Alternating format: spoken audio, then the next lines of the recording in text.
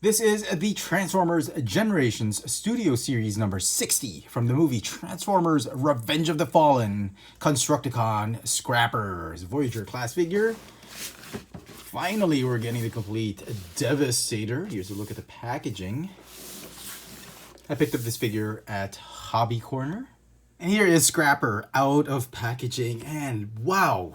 This, by far, is one of the best Constructicons in the Studio Series line. I am just so impressed with this figure. I didn't expect it to be this nice. I thought it was going to just be plain and simple Constructicon, very, very straightforward. But the amount of detail that Hasbro and Takaratomi put in the sculpt for this figure is absolutely amazing. This whole asymmetric arms is not bothering me one bit. He's got this sort of space cockroach type of head sculpt, kind of like a Cybertronian brood or something like that. I love the pale yellow color they chose for him. Very construction type of vehicle, like a CATV, earth-moving vehicle. But yeah, absolutely amazing. Now he comes with this Revenge of the Fallen backdrop or diorama, which we've already seen in Mixmaster and all that. But just looking at the details of this figure, quite impressive. No issues on this figure. The copy that I got, great articulation. I didn't think they could put a lot of articulation because I knew this figure had a lot of kibble. No waist articulation. He's got a swivel neck that is on a ball joint. He's got arms that go in and out. You go forward and backward, a little bit hindered because of the kibble. Bicep swivel, hinge elbow, and a hinge wrist, and a swivel wrist. For this arm, it's just a hinge wrist and a hinge elbow.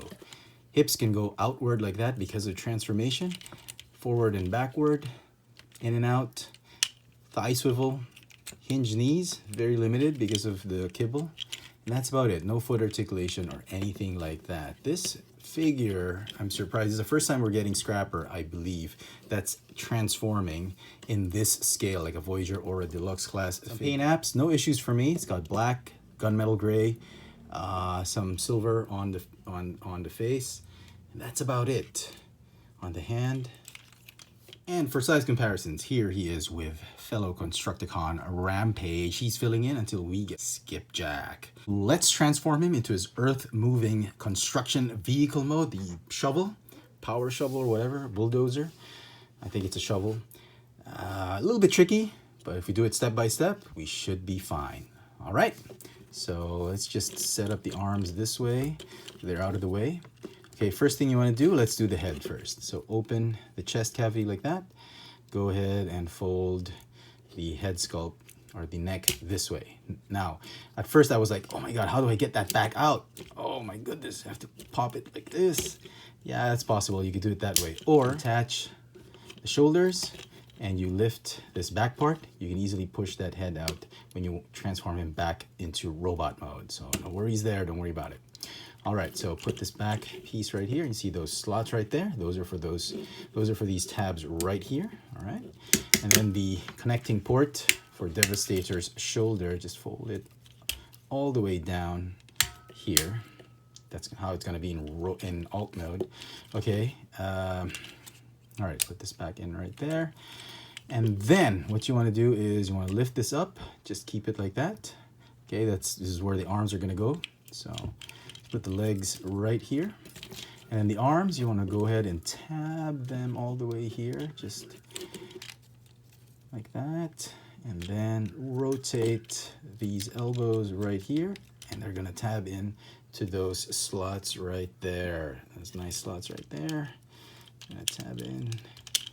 All right, just you got to squeeze them into underneath this particular cockpit or driver's nest, crow's nest, and just tab it in like that. All right, very easy. And then these two wrists are gonna tab in together like that, okay?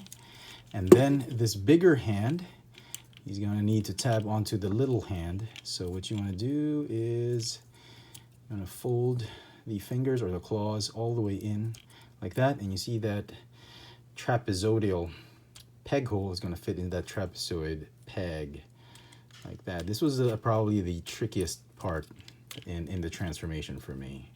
because it just loves to pop off, and you just have to find that balance where that wrist is bent. And okay, looks good. And then this bottom part of the shovel sticks out like that, and you're good to go. All right, on to the legs. Okay, the legs, they're going to detach from the wheels like this, like that, and then they are going to unfurl like this, like that. Okay, make sure it's still tabbed in. And then what you want to do is you want to bend these wheels like this to allow you to move these shovel pieces right here, and you're going to form that drivetrain or the set of wheels for Scrapper. Okay, and then you're going to do this and do this. Rotate by the bicep, like that, like that. You kind of get the idea where this thing is going. Okay, and then these wheels are going to peg onto the back like that. This one pegs in much tighter than this one. This one on this side is kind of loose on my copy of the figure, so just be wary of that. And then it's all about just lining up the shovel pieces. Okay, and just line them up like that and like that. Fold that shovel down, not all the way down, so it must have enough clearance for you to roll the vehicle mode. There is Scrapper in his power shovel alt mode, and as you're rolling him, you get that Batmobile tumbler feel to it. He's like such a big, monstrous, earth-moving vehicle. All right. Let's do some size comparisons. I have long haul in his alt mode, and as you can see, the scale is absolutely spot on, perfect. Hasbro did a wonderful, wonderful job with this alt mode. I really love it, if at all. I mean, I love the asymmetric arms and whole sculpt of the robot mode, but I think the highlight of this particular figure is this really fantastic shovel alt mode. Decepticons, unite to form Devastator. See a lot of the parts right here. Lots of details on the figure. You got a ladder, you got some pneumatic, some power pistons right here. Hasbro and Takara Tomy really invested in the detail and sculpt of both the robot mode and alt mode for this particular figure. And now to transform Scrapper into the right arm of Devastator.